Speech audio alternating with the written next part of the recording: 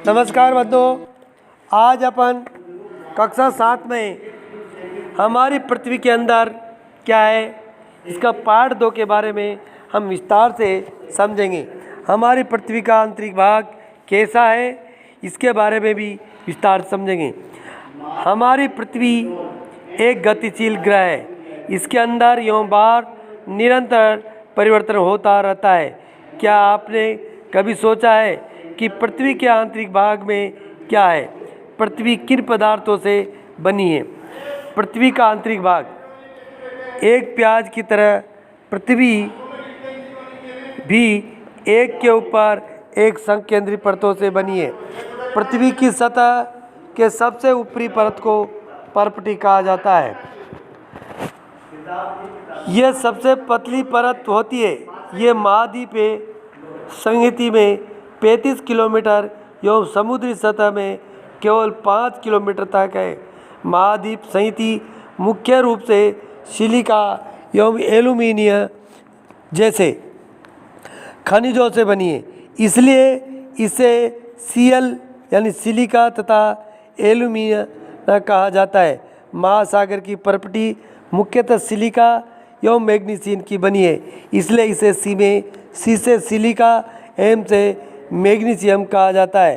पर्पटी के ठीक नीचे मेटल होता है जो 2900 किलोमीटर की गहराई तक फैला होता है। इसकी सबसे आंतरिक परत क्रोड है जिसकी त्रिज्या 3500 किलोमीटर है। यह मुख्यतः निकल एवं लोहे की बनी होती है तथा इसे नीपे कहते हैं। केंद्रीय कोर का तापमान एवं दाब काफ़ी उच्च होता है। इन सब को आपके मानचित्र दिया गया है पृथ्वी की आंतरिक संरचना का, उसमें आप सब देख सकते हो। अगला बिंदु इसी में सेल एवं खनिज।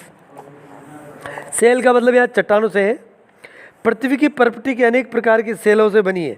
पृथ्वी की पर्पटी बनाने वाले खनिज पदार्थ के किसी भी प्राकृतिक पिंड को सेल कहते हैं। सेल विभिन्न रंग, आकार एवं गठन की हो सकती है। मुख्य रूप से सेल 3 प्रकार की होती है। आग्नेय सेल, आग्नेय सेल यानी इग्नियस, अवसादी सेल, कायांतरित सेल।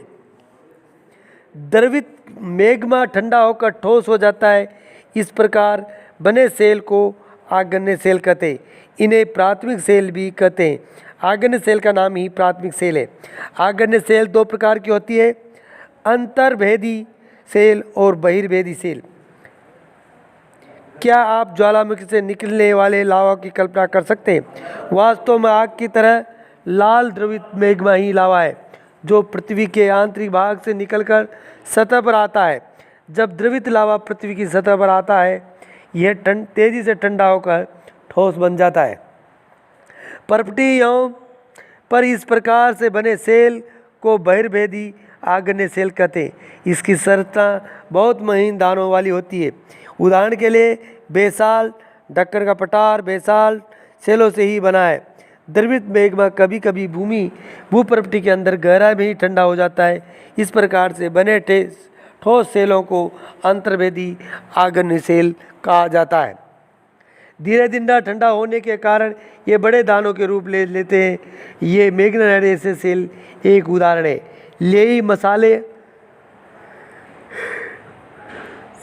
मसालों तथा दानों का चूर्ण बनाने के लिए जिन अघर्षणीय पदार्थों का उपयोग किया जाता है वे ग्रेनाइट के ही बने होते हैं। सेल लुढ़क कर, चटक कर तो एक दूसरे टकराकर छोटे छोटे टुकड़ों में टूट जाती है। इन छोटे कणों को अवसाद कहते हैं। ये अवसाद हवा, जल, पानी के द्वारा एक स्थान से दूसरे स्थान पर पहुंचकर जमा कर दिए जाते हैं। ये अदृश्य अवसाद दबकर एवं कठोर होकर सेल की परत बनाते हैं। इस प्रकार की सेलों को अवसादित सेल कहते हैं। उदाहरण के लिए बलुआ पत्थर रेत के दानों से बनता है। इन सेलों में पौधों, जानवरों या अन्य सूक्ष्म जीवाणु जो कभी इन सेलों पर ही रहे के जीवांश भी पाए जा सकते हैं। आग्नेय एवं अवसादी सेल उच्च ताप एवं दाब के कारण कायांतरित सेलों में परिवर्तन हो जाते हैं। उदाहरण के लिए चिकनी मिट्टी स्लेट एवं चूना पत्थर संगमरमर में परिवर्तन हो जाता है। सेल हमारे लिए बहुत उपयोगी है। कठोर सेलों का उपयोग सड़क, घर एवं इमारत बनाने के लिए किया जाता है। आप पत्थरों का उपयोग कई सेलों में करते हैं। उदाहरण के लिए 7 पत्थर, पिट्टू, चिबिट्टी, स्टाफ व किट, 5 पत्थर, गिट्टी आदि। आप अपने दादा दादी और पड़ोसी आदि से पूछकर कुछ अन्य खेलों के नाम भी जान सकते, आप जो सब खेलते हो। आपको जानकर आश्चर्य होगा किन्हीं निश्चित दिशाओं में एक प्रकार की सेल चक्रीय तरीके से एक दूसरे में परिवर्तन हो जाती है। एक सेल से दूसरे सेल में परिवर्तन होने की इस प्रक्रिया को सेल चक्र कहते हैं। आप जानते हैं कि द्रवित मैग्मा ठंडा होकर ठोस आग्नेय सेल बन जाता है। यह आग्नेय सेल छोटे छोटे टुकड़ों में टूटकर एक स्थान से दूसरे स्थान पर स्थानांतरित होकर अवसादी सेल का निर्माण करते हैं। ताप एवं दाब के कारण यह आग्नेय अवसादी सेल कायांतरित सेल में बदल जाते हैं। अत्यधिक ताप एवं दाब के कारण कायांतरित सेल पुनः पिघलकर द्रवित मैग्मा बन जाती है। ये द्रवित मैग्मा पुनः ठंडा होकर ठोस आग्नेय सेल में परिवर्तित हो जाता है। सेल विभिन्न खनिज से बनी होती है। खनिज प्राकृतिक रूप से पाए जाने वाले पदार्थ हैं जिनका निश्चित भौतिक गुणधर्म, निश्चित रासायनिक मिश्रण होता है। खनिज मानव जाति के लिए बहुत महत्वपूर्ण है। कुछ का उपयोग ईंधन की तरह होता है, जैसे कोयला, प्राकृतिक गैस, पेट्रोलियम। इनका उपयोग उद्योग, औषधि उर्वरक में होता है, जैसे लोहा, एल्युमिनियम, सोना, यूरेनियम आदि। धन्यवाद। अगले वीडियो में अपन अगले पार्ट की चर्चा करेंगे।